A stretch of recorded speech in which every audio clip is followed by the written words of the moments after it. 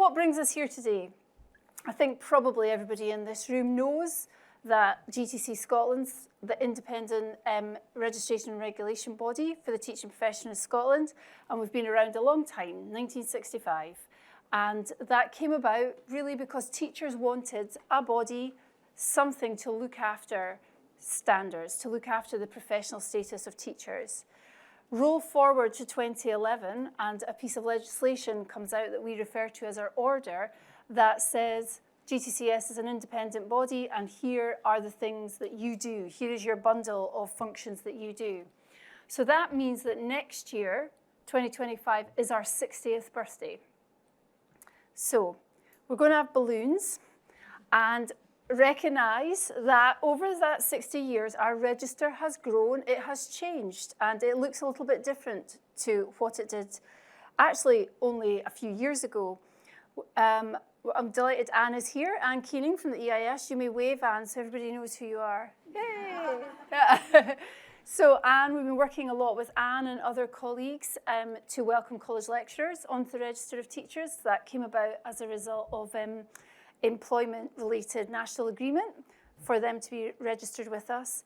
And we've also been, over recent years, welcoming teachers in the independent sector onto the register. So the register is growing and changing.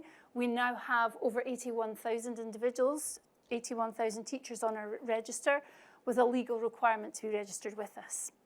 Now, this annual lecture is also the first one since we launched our new strategic plan last April. It's called Trusted Teaching. The clue is in these banners. It's flashed all over these brand new banners that we have. And the focus of our change and improvement work over the next 5 years is to really expertly deliver our core functions of registration and regulation. And really fundamentally to us is ensuring high standards in the profession. And one of our roles is indeed to speak up for high standards, because professional standards are really embedded in the requirement set for Scotland's teachers for a reason.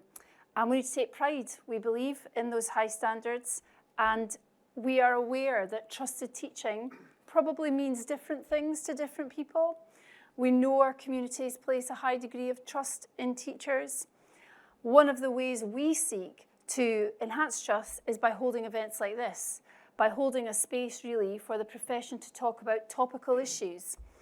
And a brief glance at media headlines will tell you that there's no shortage of topical issues right now. So we know the distortions in education are numerous, from a narrow, what I like to call what works agenda. I like to do that when I say it, a narrow what works agenda, to the student as a customer, to a drive for metrics to decide who is really doing education better. And all of this in an aftermath of a pandemic where we are still working out what that means for us and the context of education reform and the relatively unknown impact of artificial intelligence. So just a few things to keep us busy and talking. Discussion and debate is really critical. It's very important to what it means to be a teacher today, and it's never been more important probably, and that's why we're here today. So I am now going to introduce Professor Gert Biesta, who will be delivering this year's lecture on taking the angle of the teacher. Gert is, I'm going to read this out, Gert, Professor of Educational Theory and Pedagogy at Murray House School of Education and Sport, University of Edinburgh. Professor of Public Education in the Centre for Public Education and Pedagogy at the National University of Ireland at Maynooth. And since 2023, a member of the Education Council of the Netherlands, the advisory body of the Dutch government and Parliament on educational matters.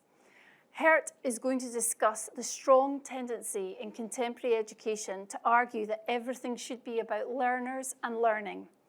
And while this might sound attractive, it forgets that there would be no education without teachers and teaching. What then does it mean to look at education from the angle of the teacher?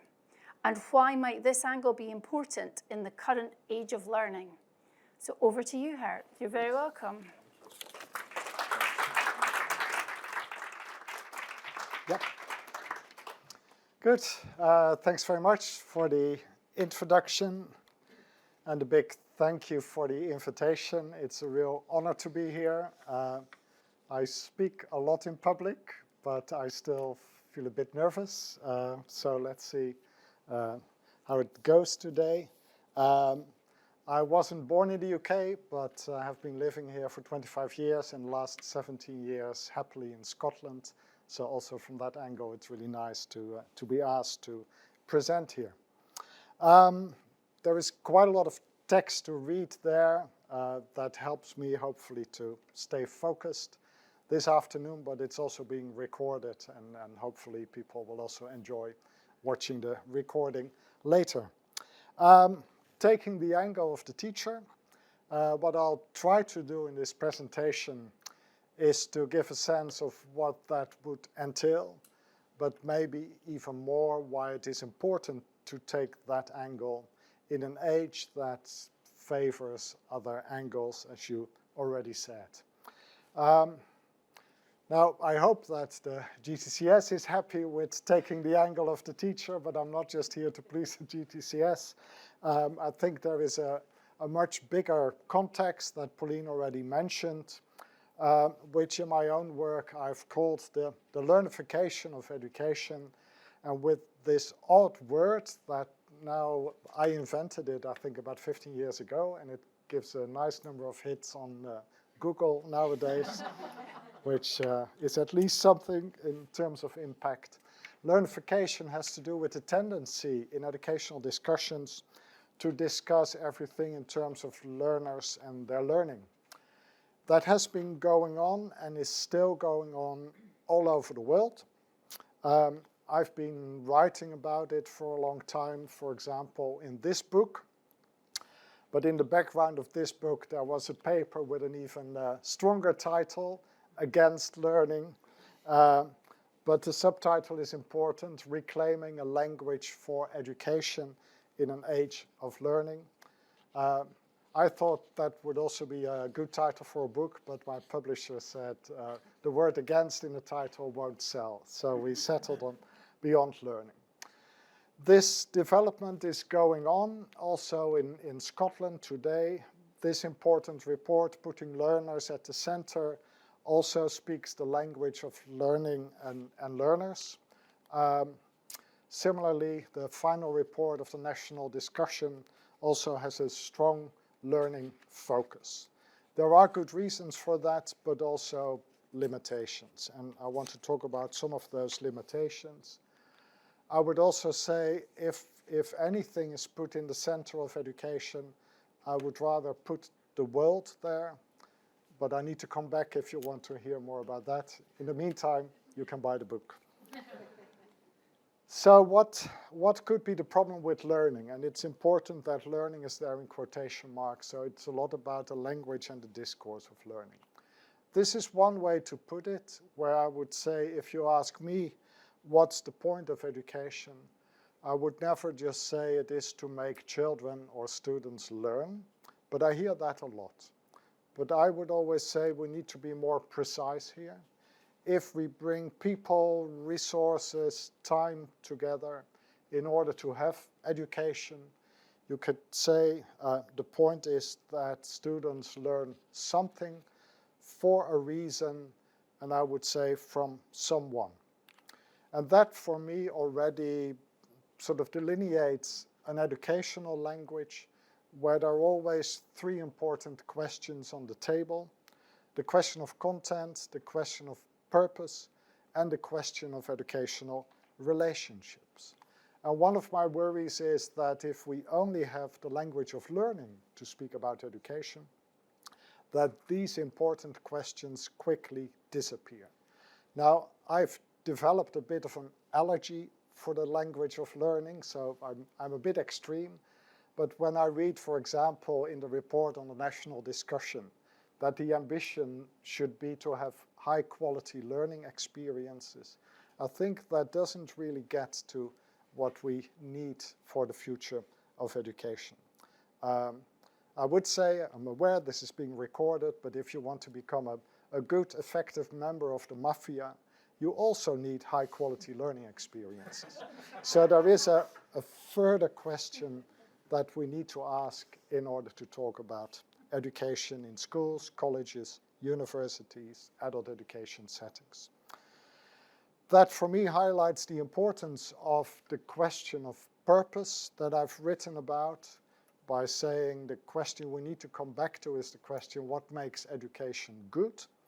And to have the word good there also means that we're aware that values are involved. Science cannot solve that question for us. But also educational relationships matter, because without teachers and students together, there would be no education. I've said quite a lot about purposes, but what I thought was interesting and maybe important also for today is to focus in more on educational relationships and not so much the role of the teacher, but also what it means to take the angle of the teacher. Now for that I have a little device, and maybe some of you know a bit about philosophy, and this is quite famous in philosophy, Occam's razor, which translates in English as saying plurality should not be posited without necessity. And by this, Willem of Ockham means if things can be said in an easier way, don't make it complicated. So that's quite wise, and philosophers of course have a tendency to really make things complicated. And he then comes with his razor and says, be precise, focus on the issue. So what I want to introduce today is another razor, which I will call Biesta's razor. It can be said in Latin, but this is just Google Translate Latin, so don't be impressed by it. But what I'd like to sort of keep in focus is that education only has a point for those things that cannot happen without education. And it sounds obvious, and at the same time I think it's a helpful reminder that we should only spend the time and the resources and the energy on education for the things for which we need education. And there is a big question, maybe whether it's dangerous to say, but sometimes I think maybe we have a bit too much education. And with limited resources, and also countries where there is a big teacher shortage, we need to think again, what are the things for which we really need education?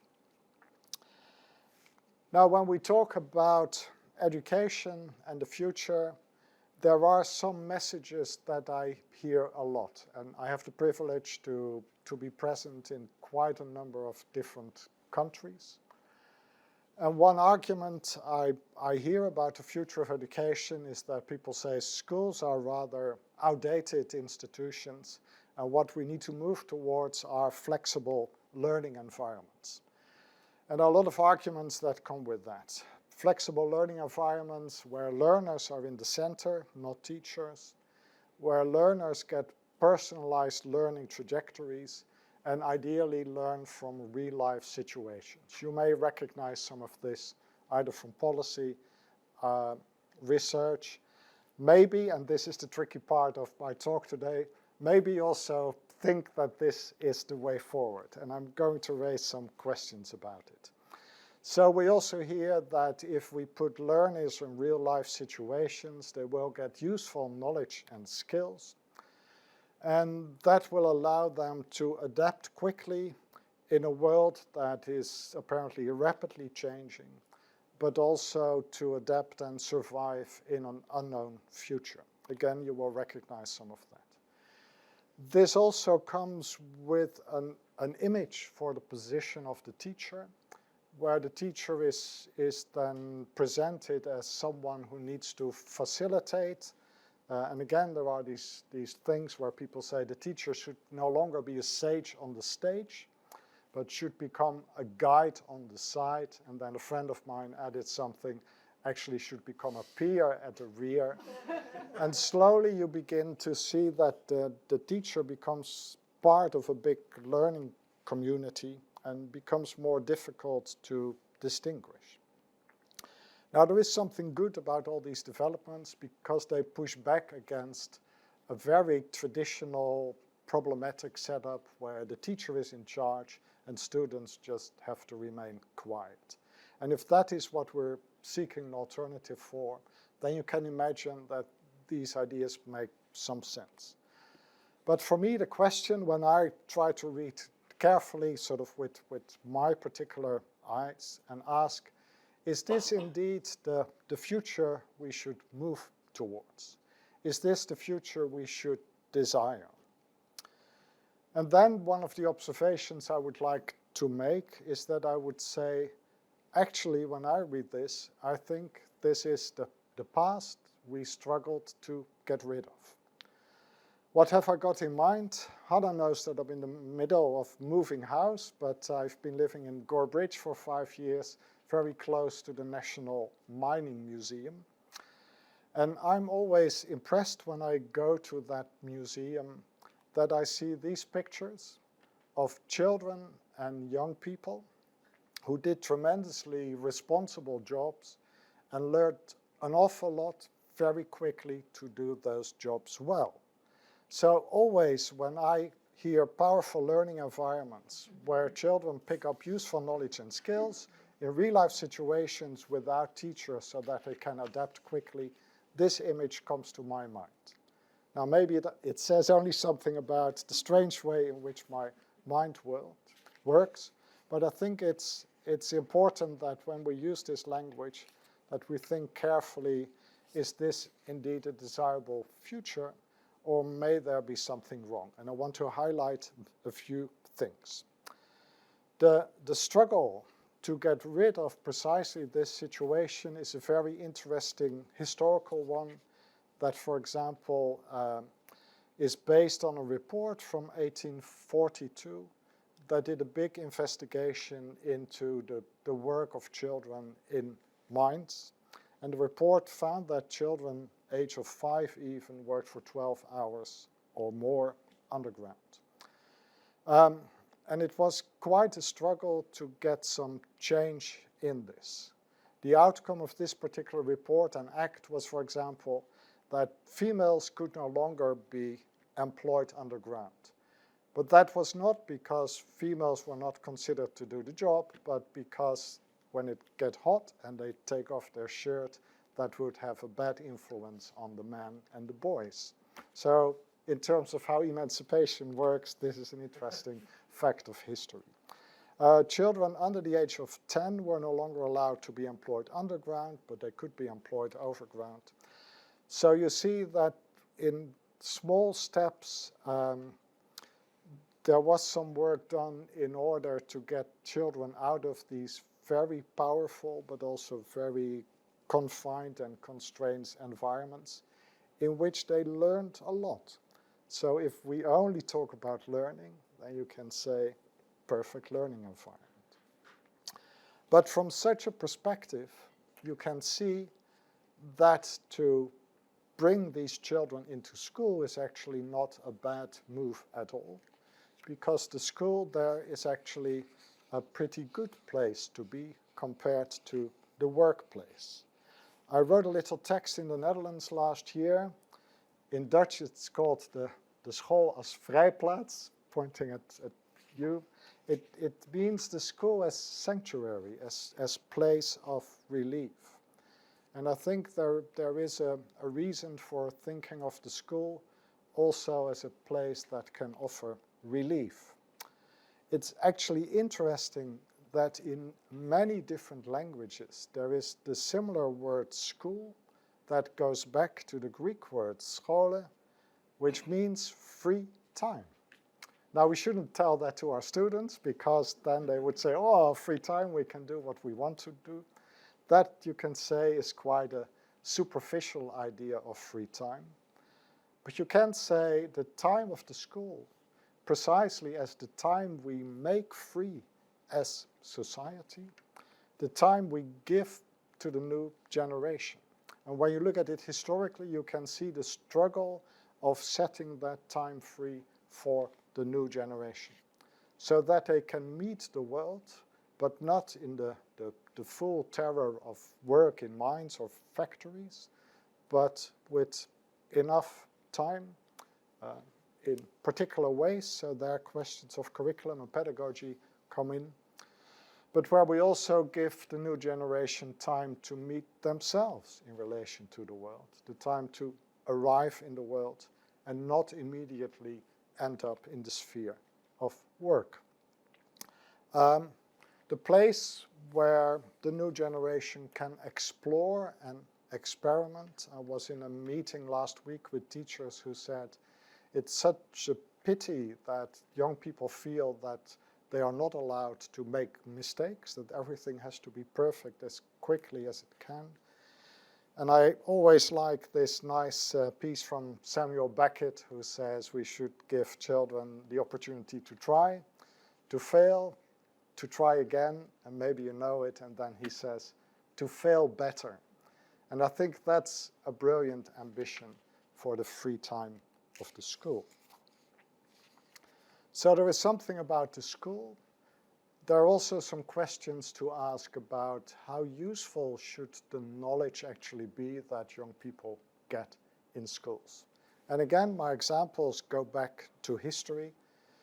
To this figure, William Lovett, which you may know or not. He was part of the Chartists in the 19th century. And he made a brilliant distinction that I still think is very helpful today, where he said, of course, there is useful knowledge. The knowledge to do things, the knowledge to do your job well, the knowledge to be a good citizen, practical knowledge and skills. But he said that's not the only knowledge that we need if we all want to be citizens with a voice in a democratic society. And he said, in addition to the useful knowledge, we also need what he called really useful knowledge. And I find that funny and interesting and helpful as well. For example, to understand why some people end up working in factories from a young age and why other people lead a life of privilege. That the profit goes in some directions and not in others. And there you can again see, if we just say we want to give young people useful knowledge so that they can act, but we do not give them the really useful knowledge so that they begin to get a sense of what is actually going on in the world, and is the way the world is turning, is that how it should be turning. Lovett and other people were very ambitious. Not only did they have proposals for changing society, you could say, but also at the heart of that, proposals for changing education. They set up a national association for promoting the political and social improvement of the people, and came up with a proposal again for education, for schools, for free and uptime, and creating places where it was not just about useful knowledge, but about really useful knowledge. And they even designed the buildings. Again, I like this historical detail. In the daytime, these would be school buildings, and then in the evenings, adults would take over to work collectively on the whole question, what kind of knowledge do we actually need to live our lives well as citizens? Readings, discussions, musical entertainments, dancing, and other forms of recreation as well. And again, you can say, well, that's a bit trivial, but you can also say in a working life that is completely determined by work with very little free time, these are political moves as well. Places for teaching, places for study. And they even said, when in the week have we got time for this really important political work? And they said, it's the Sunday. The Sunday is our day. So here is an argument for Sunday schools that's a very different Sunday school than the religious Sunday schools. So school, useful knowledge, and then another element of this alleged future for education is to say we need to give the new generation the knowledge and skills so that they can adapt quickly to this world that is constantly changing. And there again, I want to ask some questions.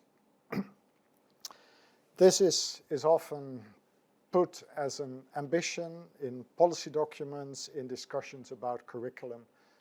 For example, to say, if you want information, you can find it on the internet, but that information will become outdated very quickly. So the more we get skills to find the information, the more we can keep up with the change. But change in itself is not neutral. Many so-called rapid changes, many big changes in the labor market in Scotland, for example, are not just natural developments, but they come out of important big decisions by companies to move their employment somewhere else, and suddenly there is a problem. And if we only say then it's for individuals to work hard and catch up and update their skills, then we forget that there is another dynamic going on there as well. The same with the future. You can say the whole point of the future is that we do not know what it will be like, but that doesn't mean that the future is just a black hole. I think there are things that we can already know will not go away. The question how we live in a sustainable manner is in a sense not a new question. It's an old question. The question how we try to live in plurality, but also in peace. The question how we care for each other. These are big questions where we cannot simply say we do not know what the future will look like. These are already now on the table and will continue to be there. And then there is, of course, a really important question in the lives of everyone, whether the changing situations we find ourselves in require that we adapt or require that we resist. And that's not a matter of knowledge and skills, but it's a matter of judgment. And interestingly, in many policy documents that talk about the future of education, the question of judgment is not very prominent.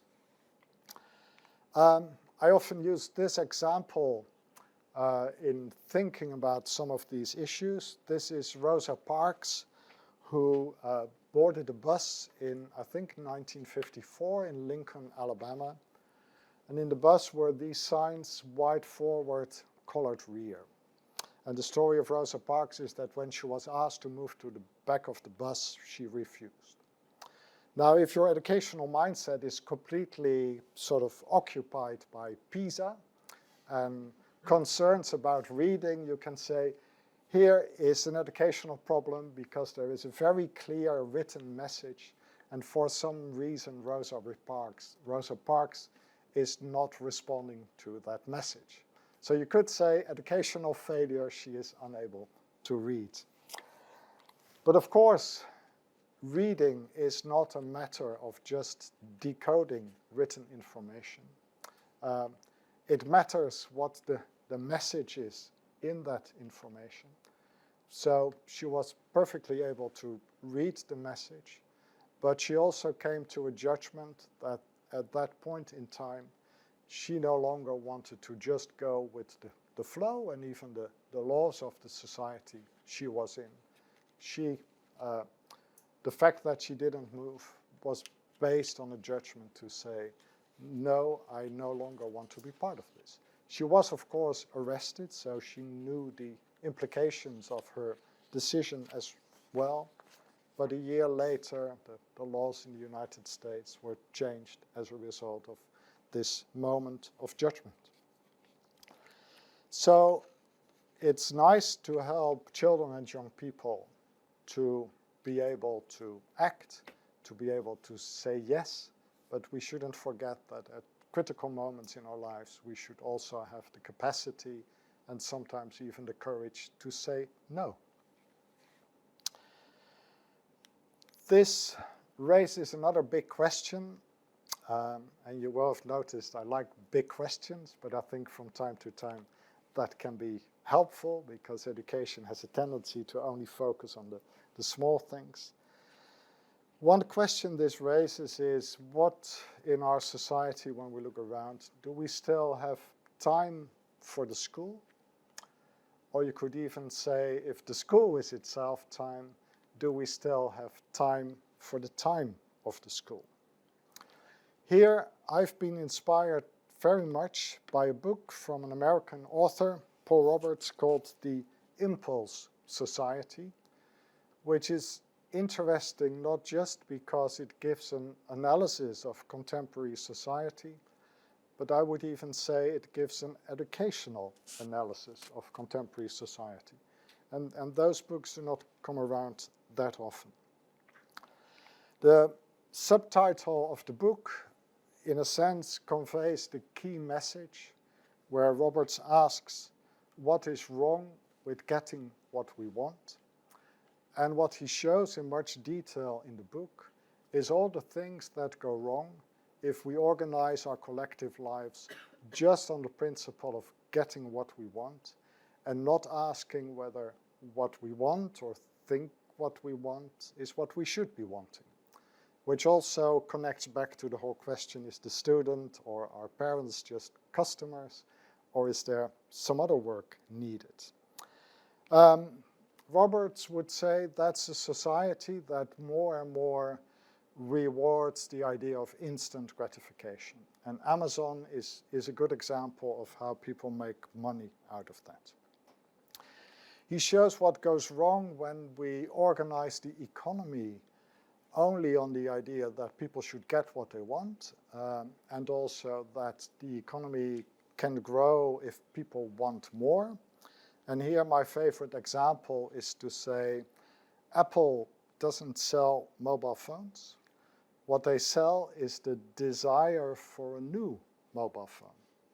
That's their brilliant business model, because without that desire for iPhone 10, 11, 12, 13, 14, the whole company would have collapsed already long ago.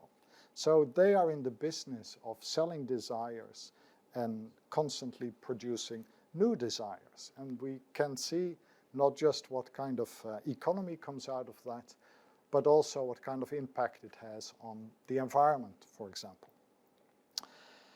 But the same principle of the impulse society also works in politics.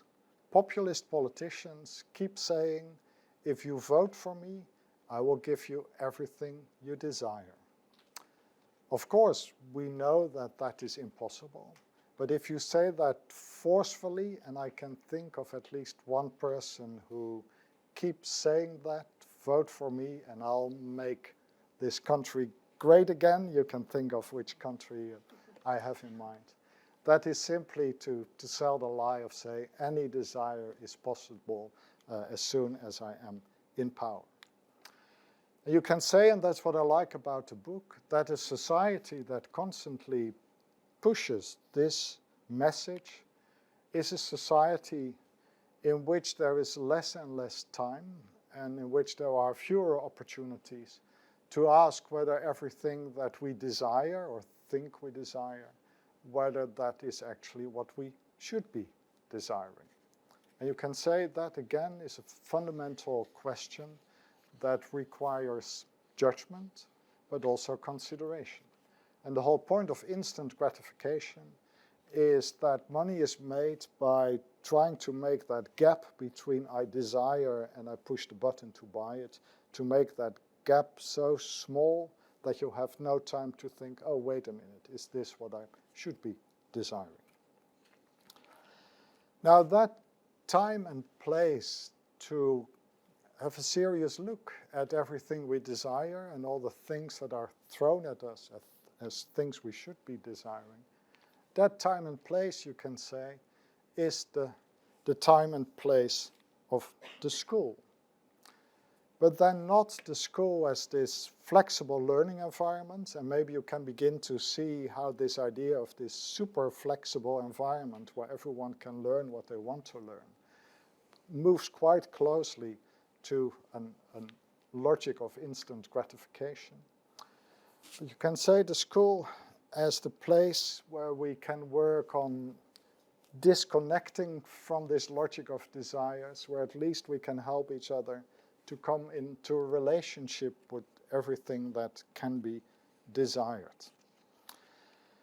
For me, this is an educational insight, and one author who I admire a lot, whose work has not yet been translated into English, unfortunately, is Philippe Mérieux, who in this book pédagogie, le devoir de résister. Education, the duty to resist. So he says at the heart of education is actually a duty not to give in to everything that children, young people desire, but to always ask a question there.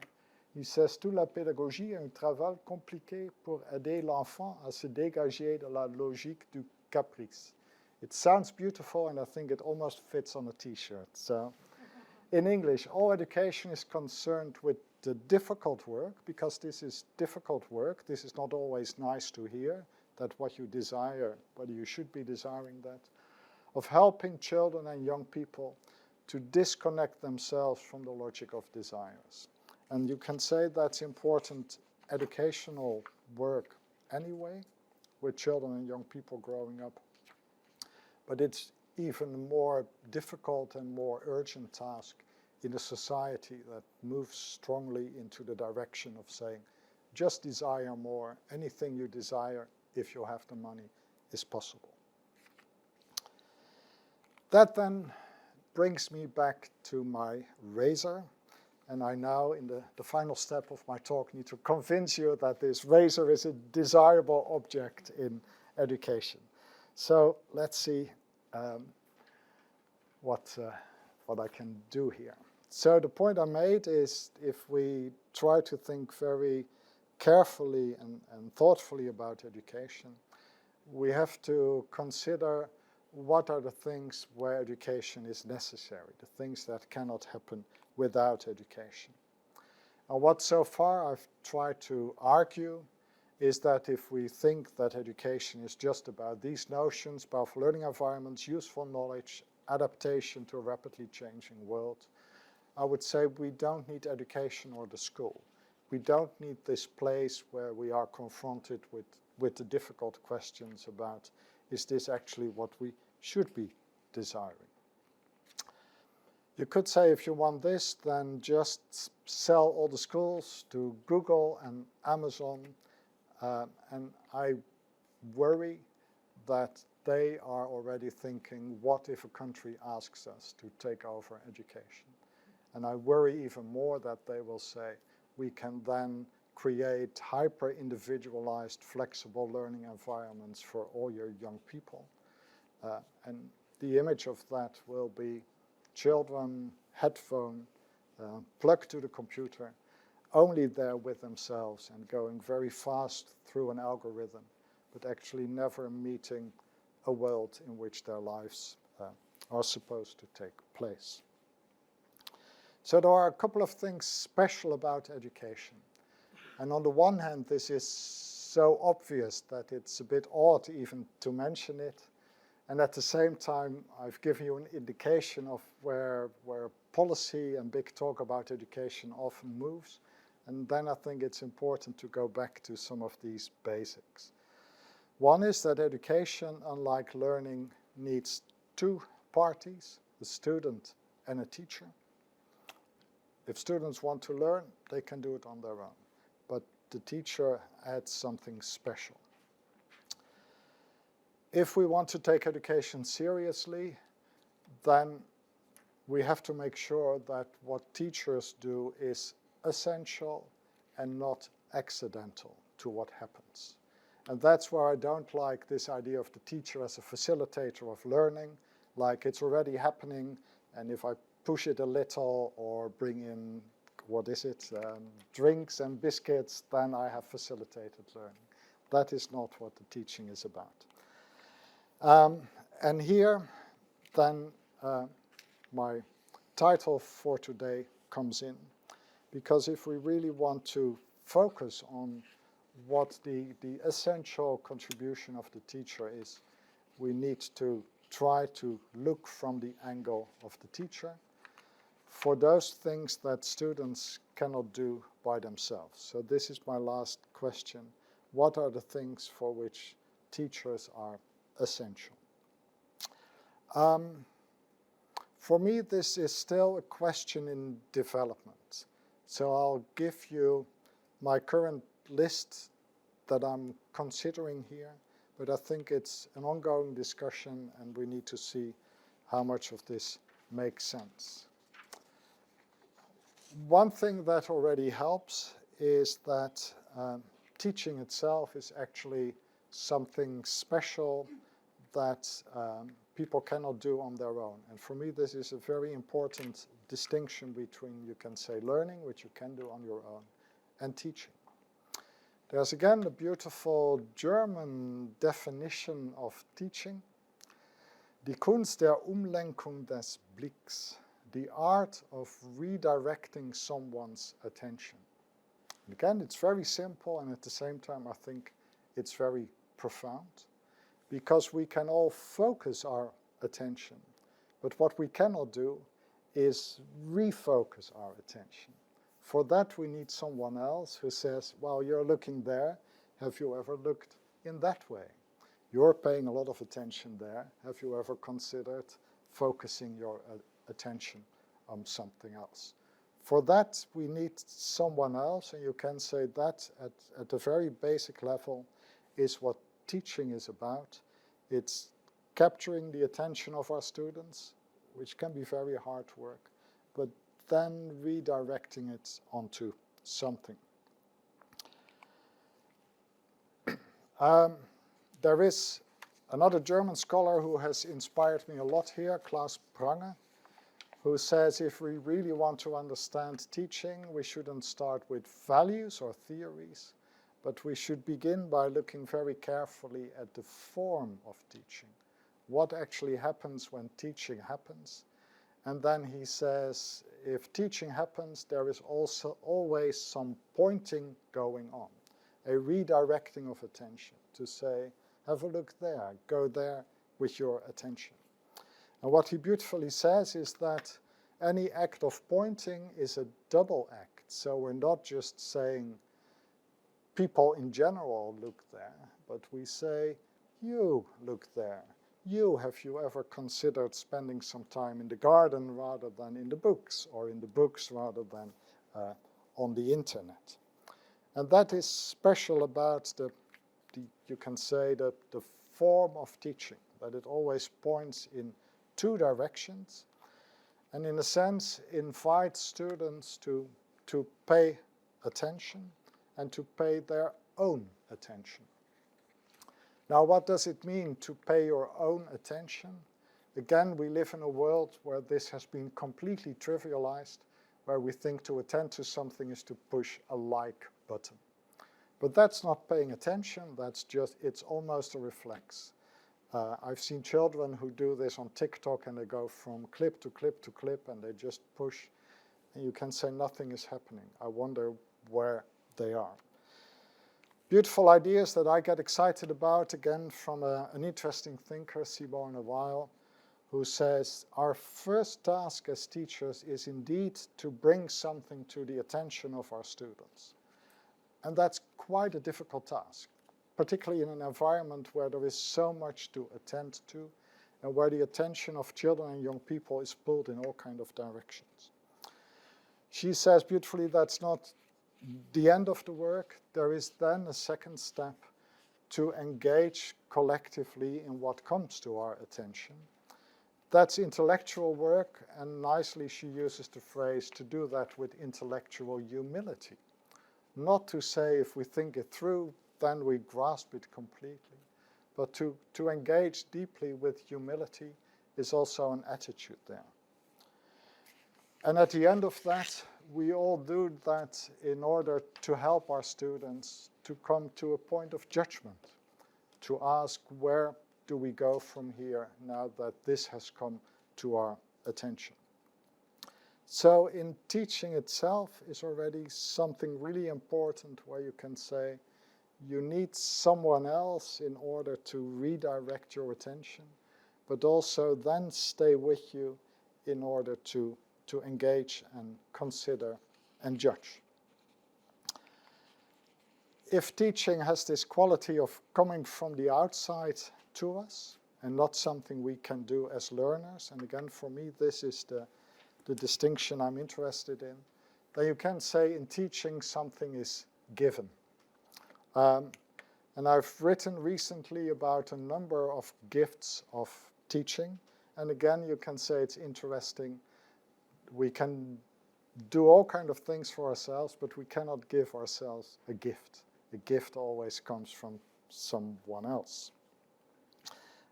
We cannot surprise ourselves. That's another way of putting it. So what is one of the biggest gifts we give children and young people? I would say the curriculum itself. If we think that the school is just like a shop and we say to our students, what do you want and I'll give it to you, then we're not doing education.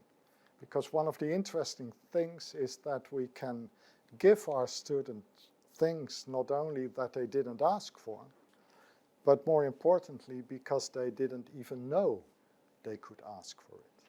And for me, again, this is looking at education from the angle of the teacher to say, here I have something for you. I'm not forcing you, but I want to bring this to your attention because maybe you have never even encountered this. This is not curriculum as a duty or as a list of learning outcomes, but it's curriculum as a right for every child and young people. The right to have doors being opened for you, and each time we open a door to the world, we invite our students to sort of step through the door and they will meet themselves there in a particular way. Again, there's a lot of German in this talk. I need to check what this focus on Germany is, but I think there's really interesting educational thought. This is from Wolfgang Klafki, important curriculum scholar, who talks about education as this double disclosure, this double opening towards the world and towards the self. I started out as a physics teacher, and in physics we open the world through physics, and we invite our students to meet themselves in physics.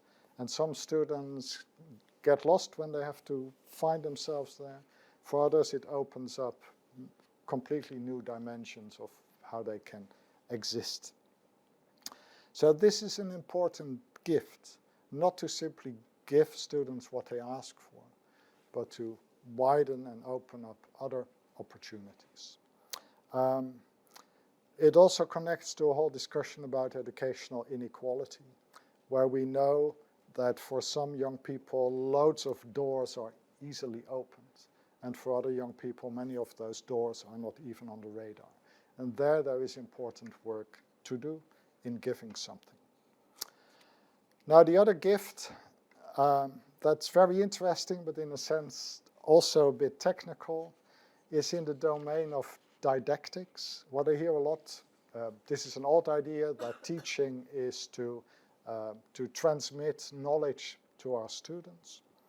There is a version of that nowadays. In some countries it has become extremely fashionable, direct instruction or explicit direct instruction, where the idea is teachers tell exactly what they're going to do and then students should follow, and after 50 minutes apparently miracles happen. However, when I was a student in secondary school, I suffered from a teacher who was brilliant at mathematics, and he could write the blackboard full with all kind of, it looked fantastic. And then he came to a conclusion, and then he turned back to all of us. And of course, he was hoping that we would all be cheering and smiling and saying, this is wonderful.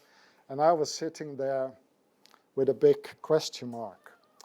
And the only thing he could say to me is to say, can't you see it? And of course, that was my whole problem. He was on the inside of mathematics and had a great time. I was on the outside of mathematics and I didn't even know what to see there. And this is this other idea of giving, that you can say teaching is actually a double giving, not just to give the information or the knowledge. That's fine for the children who already know what it is about. But the really difficult work is to give students the frameworks within which this knowledge begins to make sense. That's far more difficult work to do. And if we really manage to give that gift, again, it opens up completely new worlds for you. So there is giving going on. And then, this is really big, but for me also really important. I think in education, you're not just giving tasks and things you should perform on. If education really does something significant for your life, it will also do something with who you are and how you will continue to live your life. So although we have to be modest and careful, I think the most brilliant gift of good education is that in a sense you are given yourself.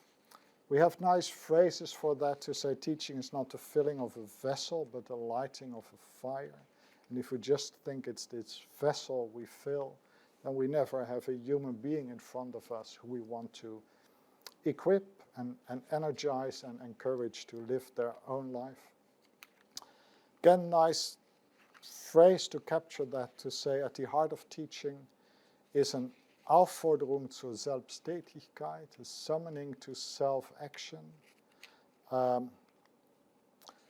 You can say what good teaching does is also to sometimes gently, but sometimes a bit louder, knock on the door of our students and ask, is anyone there? Is there a human being here who really dares to step into their own life? That's not about telling our students, just be yourself and be happy with being yourself. It's to say, be a self. Don't forget yourself. Don't forget to judge when judgment is needed. Dare to say no when no needs to be said, which is much more complicated than some other tasks that we give our children and young people in school. This has something to do with keeping all of us awake, and you can play lovely with the English word aesthetics and anesthetics. And I sometimes worry that a lot of education is quite anesthetic and it gets us in a slumber, and we should keep each other awake, but I know that even using that word is tricky in some circles. And then there is the wonderful Martin Buber, who wrote essays on education. And he says the task of education is to maintain the pain and arouse the desire. You won't find that in the documents for Curriculum for Excellence, I think, but maybe, or the GTCS. I'm not seeing a banner there. But there is something there to say, look, life can be pretty difficult. And we shouldn't deny that. We shouldn't tell the new generation lies and say, well, if you just work hard, then you'll get a brilliant job and a brilliant life. Life is complicated. To maintain some of that sensitivity for the difficulty of life, but at the main time to arouse the desire in the new generation to step into that life, I think that's quite profound. Final quick point. What does that require from teachers? And the discourse, again, that worries me a lot, is to say if we only put more research into education, more evidence, and make sure that teachers follow the evidence, then everything will be fine. And I worry about that because that goes back to a form of education that I thought we really were trying to get away from. Turning an education into this clockwork where everything is predictable, everything is under control, but you can say where nothing will happen. Only some countries get happy when their PISA scores go up. It's a clockwork, but a couple of years ago I had an interview with TESS, and there another metaphor was used, that this is a bit like pig farming. Yeah, we measure the pig, we put in some food, we measure again, and if something happens, then we think we've done our job. So some of the work I'm doing with colleagues here in Edinburgh and also colleagues in the Netherlands is to say it's really important that we keep finding language to articulate what teaching is really about and what it requires from teaching. And we do that by going back to, again, old literature that I think is worth revisiting, that says teaching is actually an art. William James has a nice quote about it. Psychology is a science, teaching is an art. And sciences never generate arts directly out of themselves. So the policymakers who say just follow the evidence and you have brilliant classrooms, they make that connection too quickly. An intermediate inventive mind must make that application by using its originality. This is 125 years ago. Lawrence Stenhouse, English education scholar, already said in the 80s, improving education is not about improving teaching as a delivery system.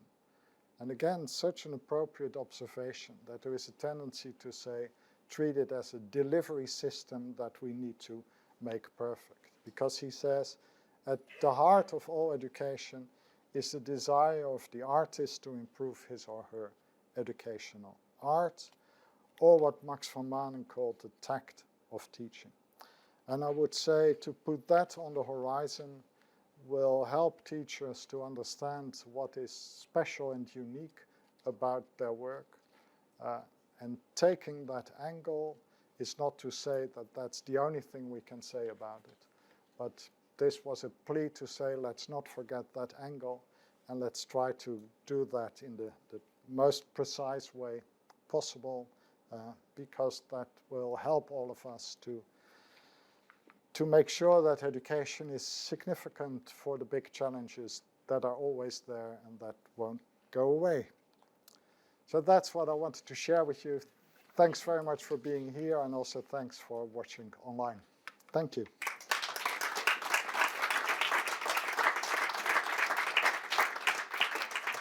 Can I stay up here? Yep. Yeah. Thanks, Gert.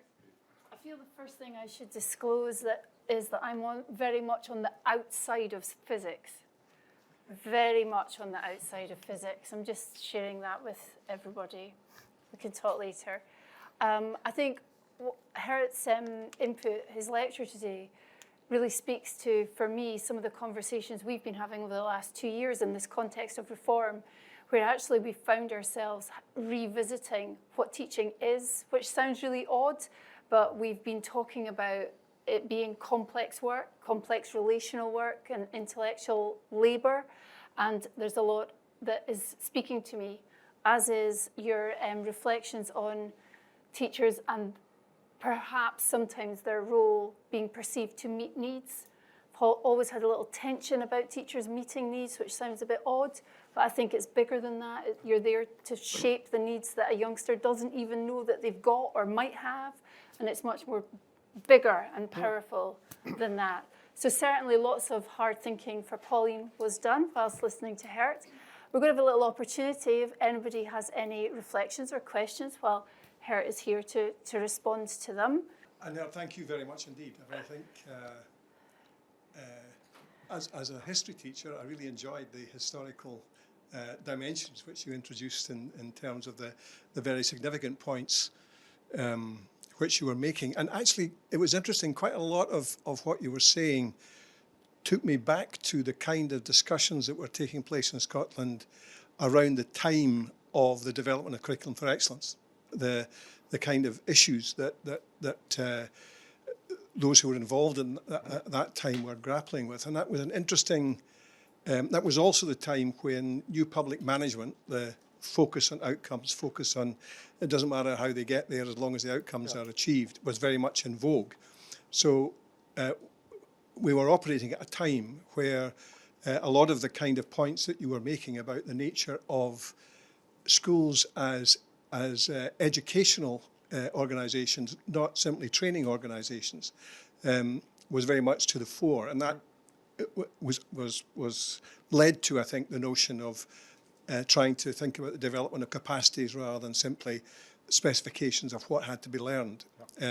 But that was a creature of its time, and I think just reflecting on what you said, the whole of your lecture, one of the things which I think we need to engage in just now is a return to the kind of questioning and thinking that was taking place around that early part of this century, which led to Curriculum for Excellence.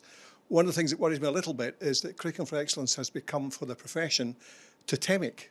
It came through in the Muir Review and in the work that Carol did and others, that the assumption was that don't touch CFE, it's good.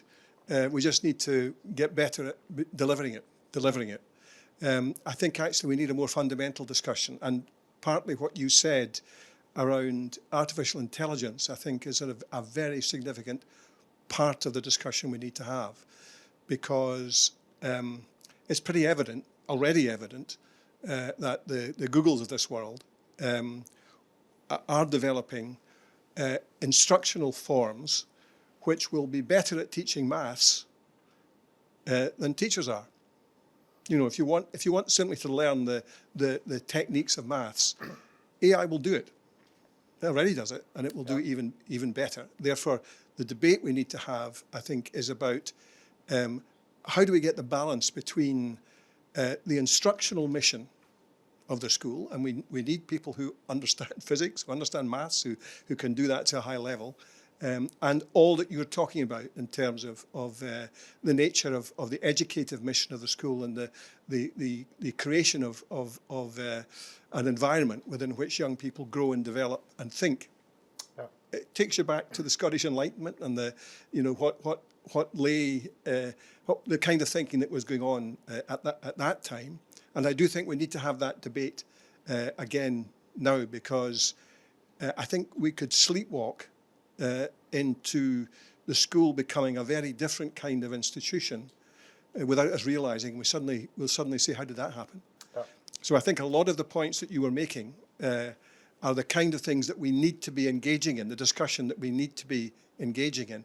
I suppose, reflecting on the implications of some of what you say, it's got enormous implications for what it means to be a teacher.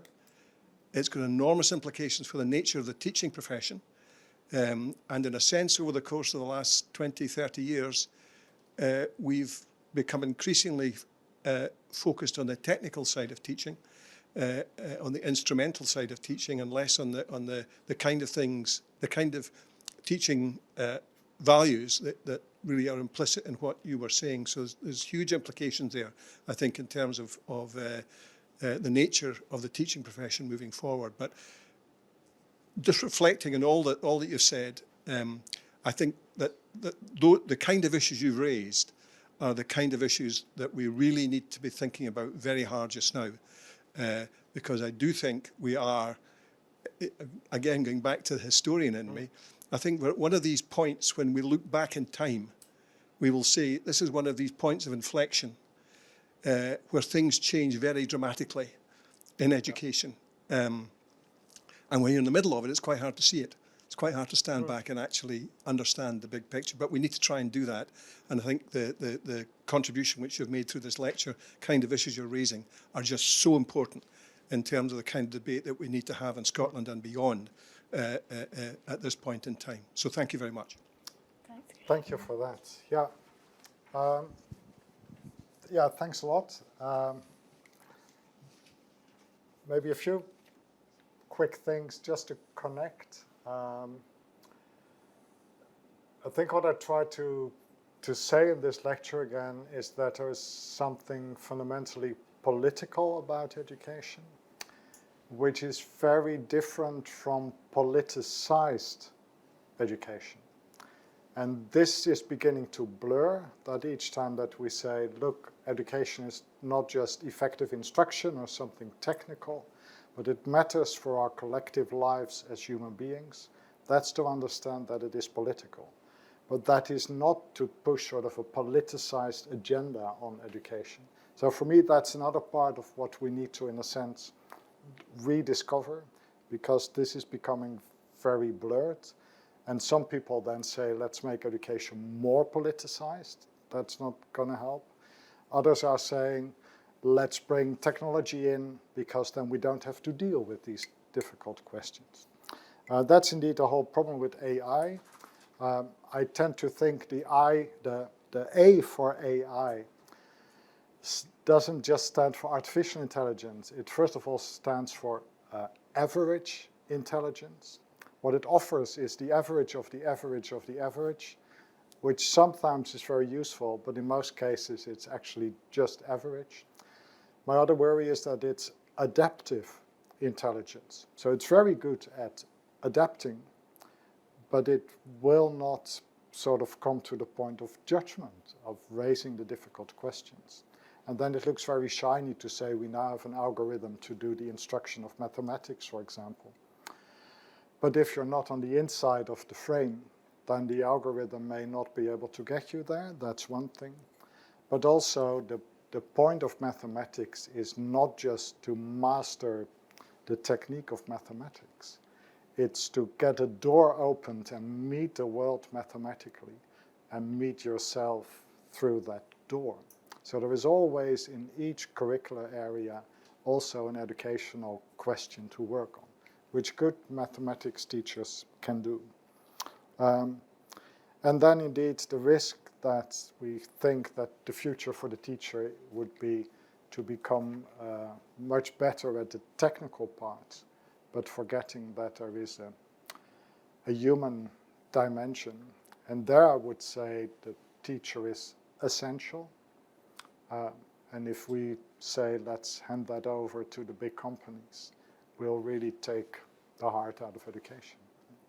But it was really heartening to see the truth factor up there, the truth factor. And I think as a teacher of colour from a BAME background, I do feel that truth element can sometimes be disillusioned or dissolved, but almost saying the truth without being openly honest with our young people as well, in that sense. Does that make sense? Like, oh, you're a teacher. You've been a teacher for 23 years. Why are you not a head teacher? Why are you not in management? Those types of questions. Mm-hmm. Where are our... if we come into teaching, where do we take those steps? So I think all of these things, but also other critical thinking factors are really important in there. But being open and honest and having that open human discussion is, and giving us the green light to do that, was quite heartening to see.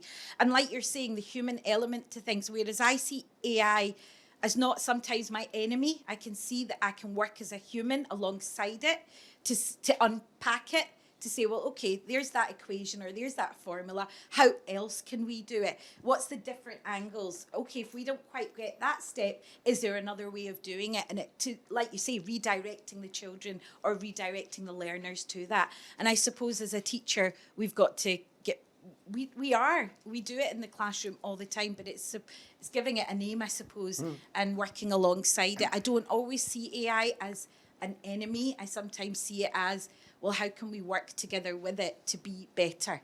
Does that make sense? Yeah, but it requires that we not just look critically at AI, but also are able to look educationally at AI. Just be critical, yeah, then you can just say I'm for or against. But to really be able to say, what does it do to education?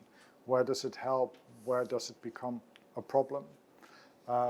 And also always to make sure that we, come back to the educational point. This, for me, was the big sort of disillusion during COVID, that suddenly the people who do learning technology, which is fine, were going to tell us how we should teach or how we should structure a lesson. And we had this phrase at University of Edinburgh, technology first or digital first. And I wrote a piece saying digital first or education first. And for me, it's the same thing. If we don't put education first, then the digital will look very shiny and will come with all kinds of promises. And before we know it, we've sort of lost our professional soul in it. Yeah, it seems to me, Gert, that you've described, really well and really interestingly lots of the issues that the EIS as an organisation is grappling with at the moment. The way that you talk about teachers and their role in education is really quite inspiring. It's inspiring. It's what we know. It's what we say. It's what we know, and how we describe teaching when we're in our own professional circles talking about it. But it seems that the strength of purpose that teachers have, the strength of their moral purpose, is understood by many teachers, but not all.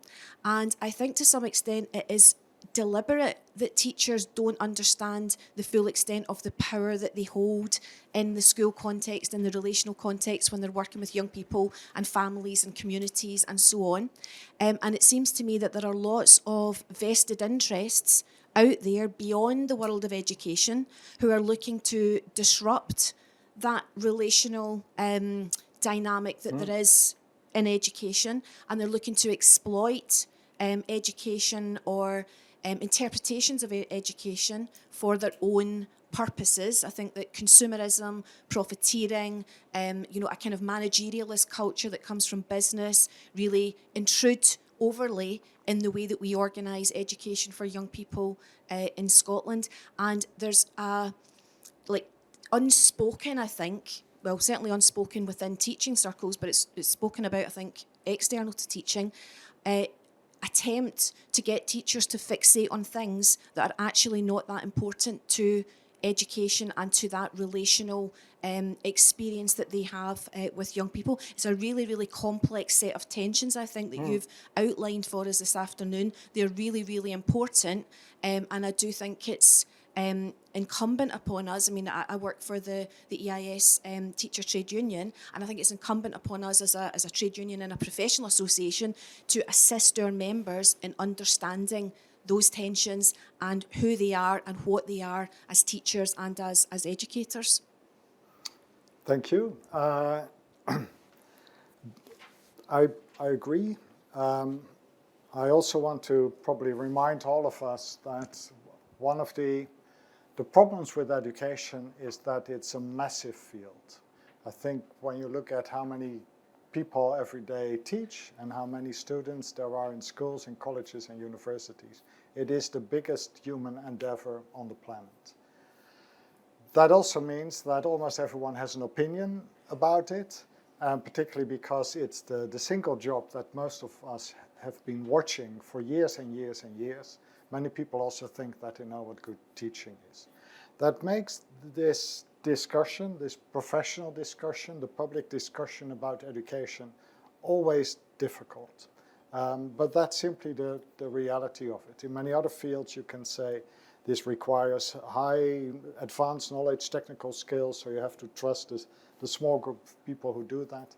But education is simply so big that everyone has a view and an opinion. And that can make the bigger discussions difficult about what is this job, what should be the priority, how do we understand teaching.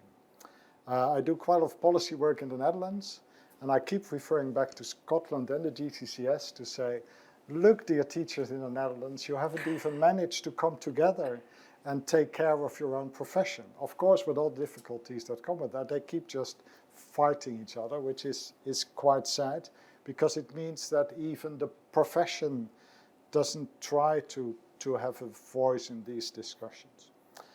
But there are also many problematic sort of political distractions. Of course, politicians have to operate carefully in this as well.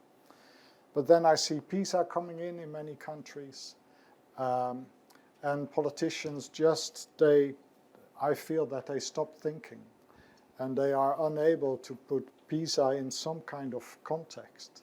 So in the Netherlands, they are saying, oh, there's a big problem and no one can read any longer and we need a national action plan. And then I say, well, wait a minute, what are we talking about? 5,600 young people have been sitting a test for 2 hours. Is that what we want to base our judgment about the quality of education on?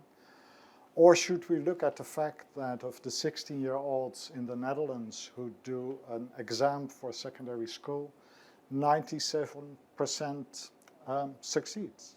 So where are we looking? And I find it remarkable that these big political discussions always distract in very unhelpful directions. That is difficult to navigate, but one little thing to do is at least to keep the conversation about what this work really is, to keep that going. And again, I would say to be aware of the political and the politicized, and make sure that we are honest about the political. This is work we do together in order to help the new generation to live even better lives than that we are living.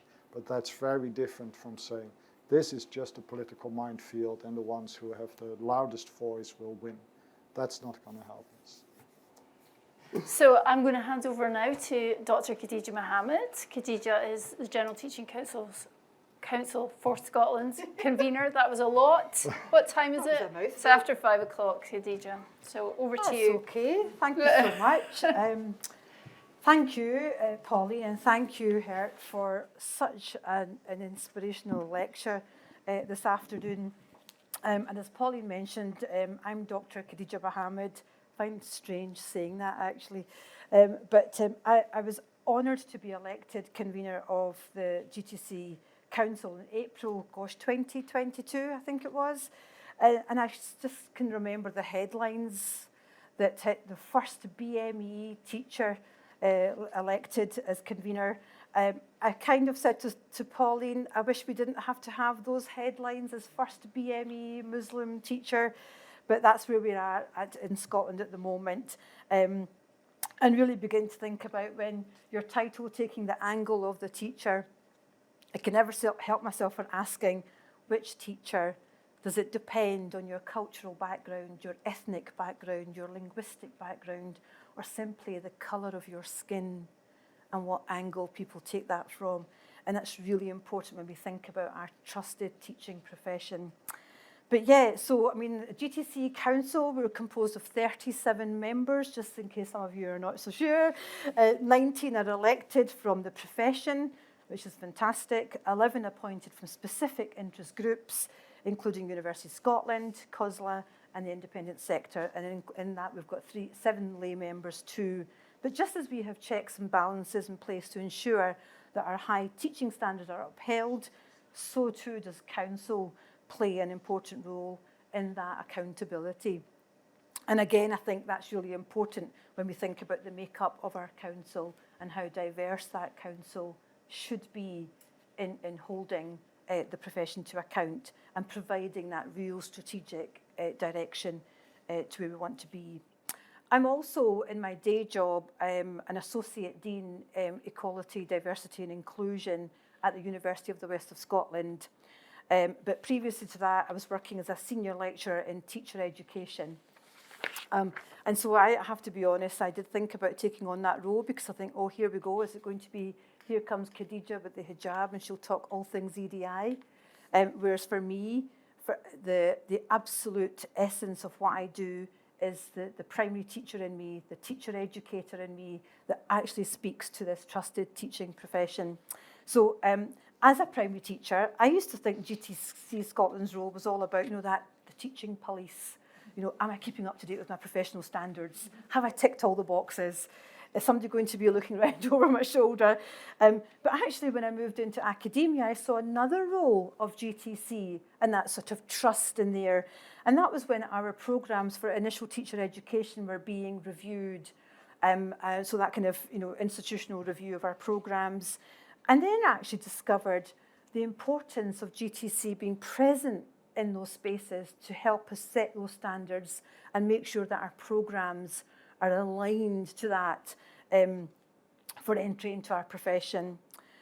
I then became a council member and again was introduced to more aspects of governance in that piece and really thinking about that public function that GTC serves to maintain that trust. So really it was quite an education for me about GTC, and I really have started to think about that in my role as convener. As Pauline mentioned earlier, we launched the new strategic plan, and recently we took our trusted teaching message to the Scottish Parliament. At a roundtable, we discussed with the Cabinet Secretary for Education just ideas around where we see ourselves going and how do we create those conditions for the trusted teaching to be at the heart of education now and in the future. When we talk to people about what we mean by trusted teaching, we explain, as Pauline already said earlier, that teaching is complex, relational and intellectual work that is rooted in highly specialist knowledge and skills, and that teachers work in relationships of authority and trust. Standards, ethics and values are core to what it means to be a teacher. And I think this annual lecture aimed to really stimulate that thinking and discussion about what it means to be a teacher in Scotland today. And for me, that personal and professional identity in that space is essential. We need to focus on how our profession has those structures and systems in place to not just increase our diversity, but ensure that all teachers belong in that trusted profession. And again, I say that because I'm very mindful that when we think about teachers belonging and growing as transformative social justice teachers, I always ask the question about, again, which teachers have the right to belong in that profession whilst others face many challenges, and again, simply because of the colour of their skin.